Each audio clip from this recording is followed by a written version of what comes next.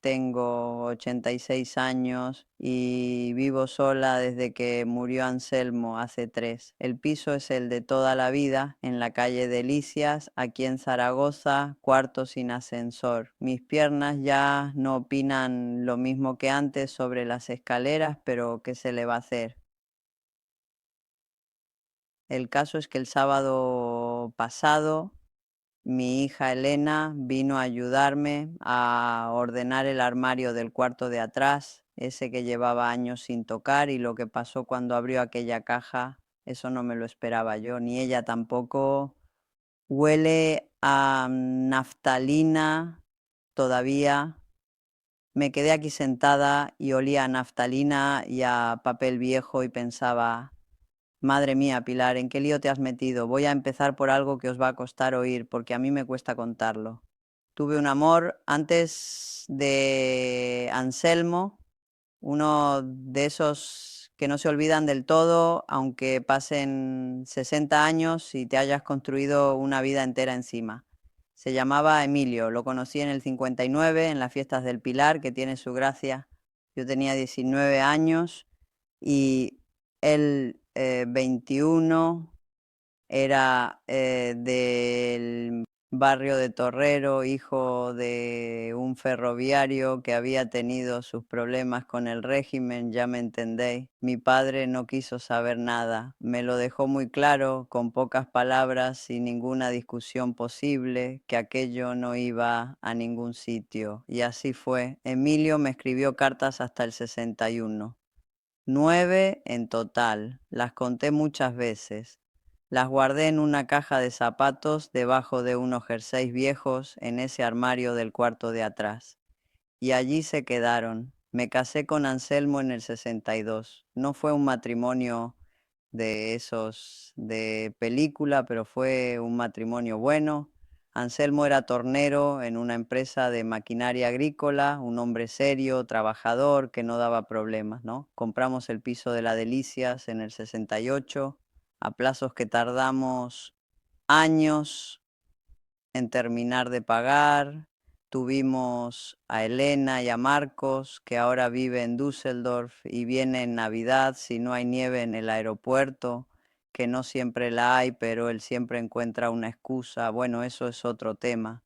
La vida fue como la de mucha gente de nuestra generación, justa, con sus alegrías y sus disgustos, sus veranos en casa de mis suegros, en un pueblo de Huesca, sus domingos con cocido y la primera al fondo, sus discusiones por tonterías que ya ni recuerdo. Anselmo era poco de hablar, hacía las cosas pero no las decía. Yo creo que eso con los años me fue poniendo una distancia que quizá, bueno, ya llegaremos a eso. Lo de las cartas lo tuve siempre en la cabeza como una cosa que estaba ahí, enterrada y que no hacía daño a nadie mientras no se moviera.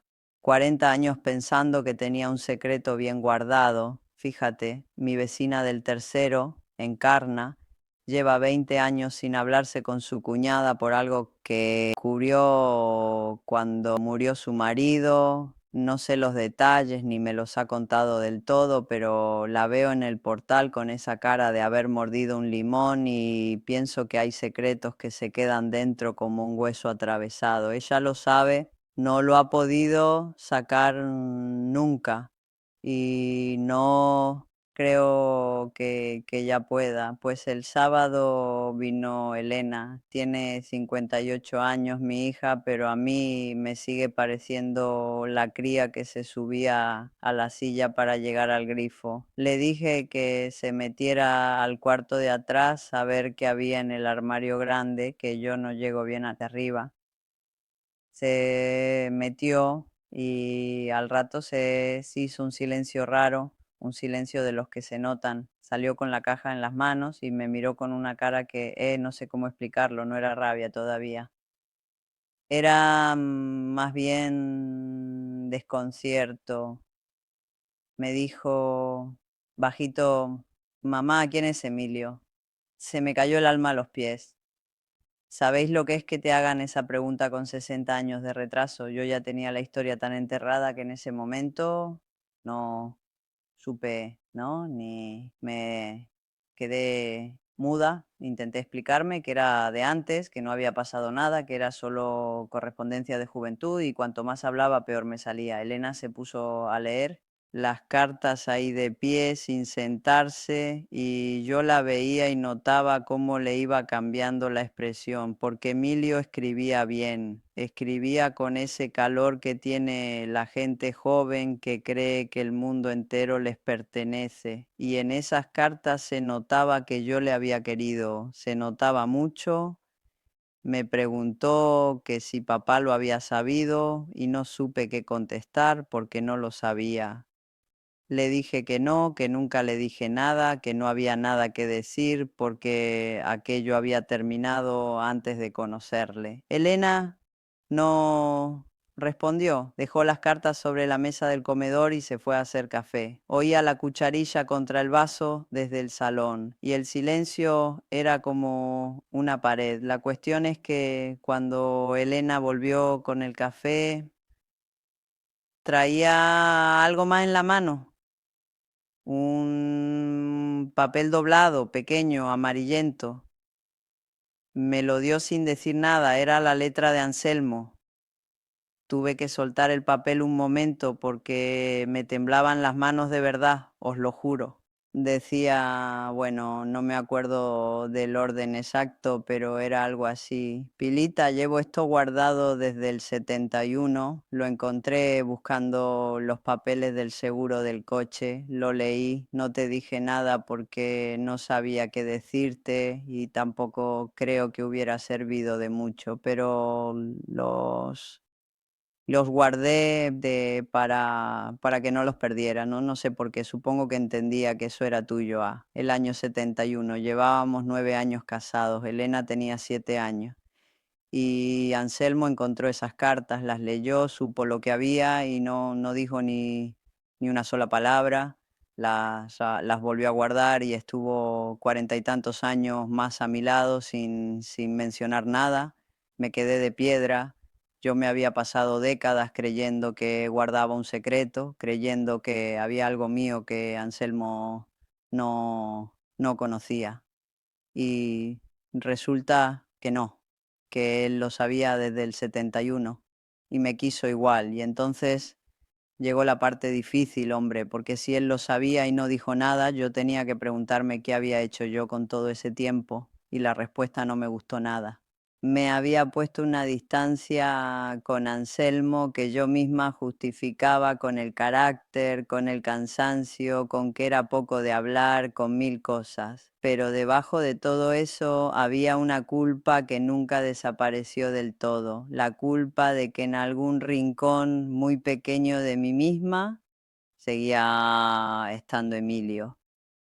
Y eso me hizo ser menos de lo que podría haber sido con Anselmo, menos presente, menos generosa. Me quedé hecha polvo al caer en la cuenta. Él me había visto entera con las cartas y con la culpa y con todo. Y había elegido quedarse sin hacer ruido, sin reclamar nada, sin usar aquello nunca como arma. ¿Cuántas veces le corté a media frase porque estaba en mis cosas? ¿Cuántas veces no le di importancia a lo que me contaba pensando que ya le conocía, que no había nada nuevo que saber? Pues no le conocía. Elena se quedó un rato callada después de leer el papel. Luego me dijo con los ojos brillantes que papá era muy buena persona. Y sí, lo era. Vamos, que yo lo sabía. Claro que lo sabía desde hace mucho tiempo, pero saberlo y verlo son dos cosas muy distintas. Y yo estuve 48 años al lado de ese hombre sin verlo del todo. Hay cosas que uno aprende demasiado tarde y que ya no sirven para arreglar nada, solo para entender. No sé si a vosotros os pasa, pero a mí me cuesta un huevo reconocer que estuve mirando en la dirección equivocada durante la mayor parte de mi vida. Me guardé un amor viejo como si fuera un tesoro y no vi que el tesoro de verdad estaba durmiendo a mi lado y levantándose cada mañana a hacer el café antes de que yo me despertara. La naftalina del armario todavía se huele aquí en el salón. La caja sigue sobre la mesa. Elena se fue por la tarde y me dijo que volvía el jueves. A veces me pregunto si vosotros también tenéis a alguien cerca que os conoce del todo y al que todavía no habéis mirado bien. Anselmo me conoció entera. Yo tardé 48 años en empezar a conocerle a él. Y ya no está para contárselo.